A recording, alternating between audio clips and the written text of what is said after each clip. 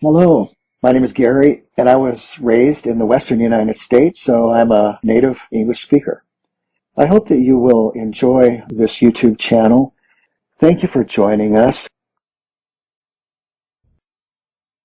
IELTS Reading Sample 2018, A New Threat in Yellowstone. It has long been known that Yellowstone National Park lies over an enormous supervolcano.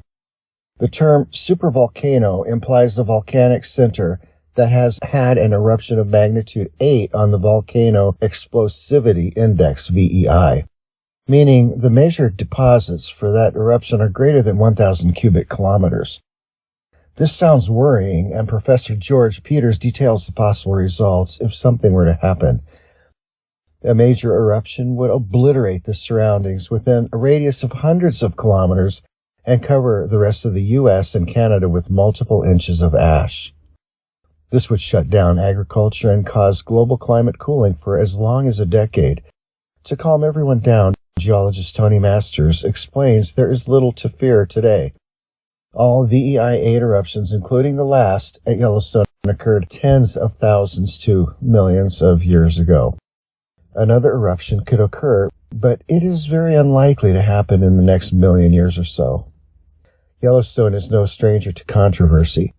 There was a previous media accusation that U.S. Geological Survey, USGS, geologists had not done their work properly, and that the identification of Yellowstone as a supervolcano was not done until scientists looked at photographs of Yellowstone from space.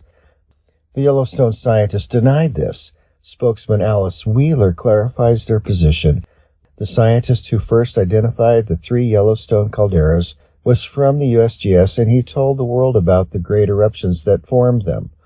He traced out the caldera boundaries through old-fashioned fieldwork, walking around with a hammer and hand lens, and looking carefully at the rocks and their distributions. The National Aeronautics and Space Administration, NASA, also agreed. Stan Forsyth, their spokesman, explains, several authors have written that these large calderas in Yellowstone were discovered from space, but we suspect that the rumor probably got started because initial field work that identified them was partly funded by NASA.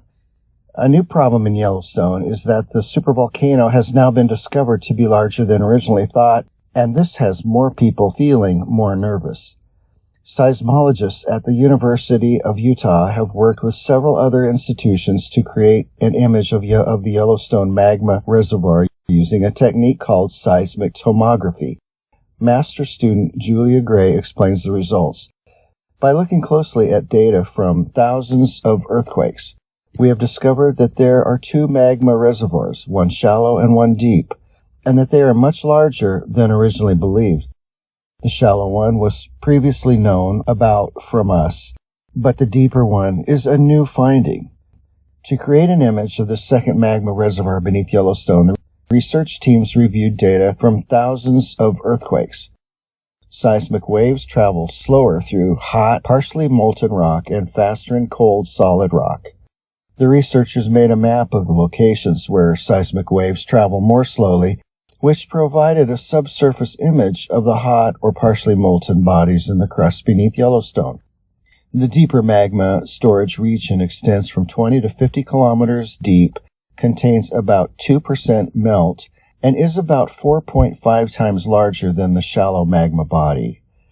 The shallower magma storage region is about 90 kilometers long, extends from 5 to 17 kilometers deep, and is 2.5 times larger than a prior, less accurate study indicated. This magma reservoir contains between about 5 to 15% molten rock. Although this is the crustal magma storage region that has fueled Yellowstone's past volcanic activity, magma typically does not erupt unless it has greater than 50% melt. The U.S. and world media were quick to dramatize the finding and exaggerate the threat that these findings represent. Yellowstone Park scientist Amy Brent has calming words. These findings did not increase the assessment of volcanic hazard for Yellowstone. The inferred magma storage region is no larger than we already knew. The research simply makes a better image of the magmatic system. Simply, we have more key information about how the Yellowstone volcano works. Many independent reports back up Brent's comments and have shown that the Yellowstone area has been on a long cycle of periodic eruptions. Eruptions are extremely infrequent in supervolcanoes, and eventually the cycle ends in their deaths. U.S. government geologist Andrea Haller explains the state of the Yellowstone supervolcano. By investigating the patterns of behavior in two previously completed caldera cycles, we can suggest that the current activity of Yellowstone is on the dying cycle. This is based on comparisons with other supervolcanoes. Scientists know the behavior of the past, and they know at what comparative stage Yellowstone is right now. It is believed that Yellowstone is currently on a third and dying cycle. This can be concluded by the fact that dying volcanoes produce less fresh molten material from the Earth's crust. Haller continues. We observed a lot of material in the magma chambers that represent recycled volcanic rocks, which were once buried inside of calderas and are now getting reused. Yellowstone has erupted enough of this material already to suggest that the future melting potential of the crust is getting exhausted. Whatever the truth about Yellowstone, it seems that during the lives of most people, the geological status of Yellowstone can still prove hazardous. The park has often been closed due to volcanic activity in the past, and this is likely to happen again before the volcano becomes harmless. Questions 14 through 20. Look at the following statements, questions 14 through 20, and the list of people below. Match each statement with the correct person's initials. Write the correct initials in boxes 14 through 20 on your answer sheet. 14. The Yellowstone volcano is on its dying supervolcano cycle. 15. The Yellowstone supervolcano was first identified by traditional geology work. 16. A major Yellowstone eruption would cause Canadian farming to cease. 17. The Yellowstone magma chambers are larger than previously thought.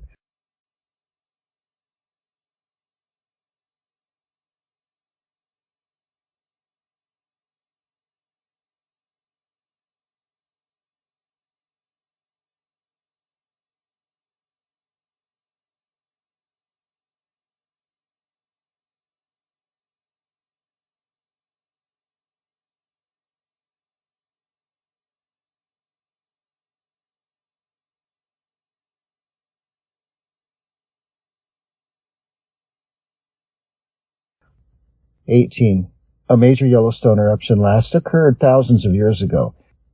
19. Scientists now know better about the functioning of the Yellowstone volcano. 20. NASA has provided money in the past to help research on the Yellowstone supervolcano.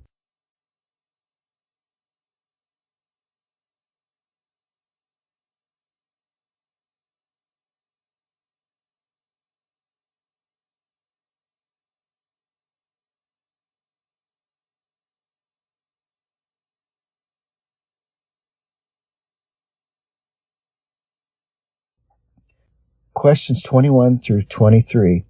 Label the diagram below. Write no more than 3 words and or a number from the text for each answer. Write your answers in boxes 21 through 23 on your answer sheet.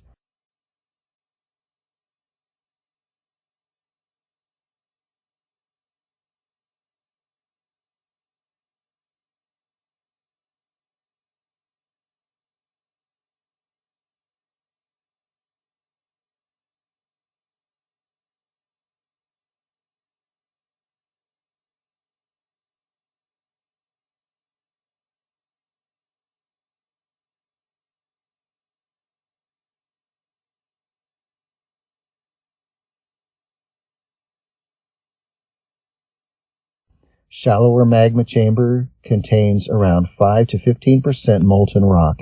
It will typically not erupt until it has 50% of molten rock, 5 kilometers deep, 17 kilometers deep, 20 kilometers deep, 50 kilometers deep. Deeper magma chambers contain around 2% of molten rock.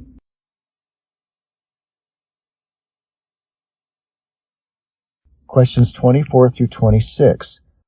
Choose the correct letter A, B, C, or D. Write the correct letter in boxes 24 through 26 on your answer sheet. 24. Images of the magma chamber can be made because A. Of the different speeds that seismic waves travel through different states of rock. B. Seismic waves cannot penetrate any sections of magma. C. Seismic waves only detect colder rock. D. Seismic waves travel very fast.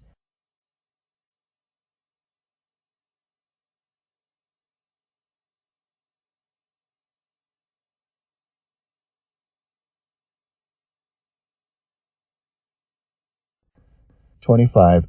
The death of Yellowstone supervolcano. A. Will occur in the next few years. B. Cannot ever be predicted. C. Can be probably predicted due to the lack of fresh molten rock. D. Will follow the next major eruption. 26. The Yellowstone National Park, A. Will probably have to be closed at certain times of danger. B. Will probably never open again due to the dangers. C. Will never need to be closed in the lifetimes of people today. D. Will stop wild animals entering it if possible.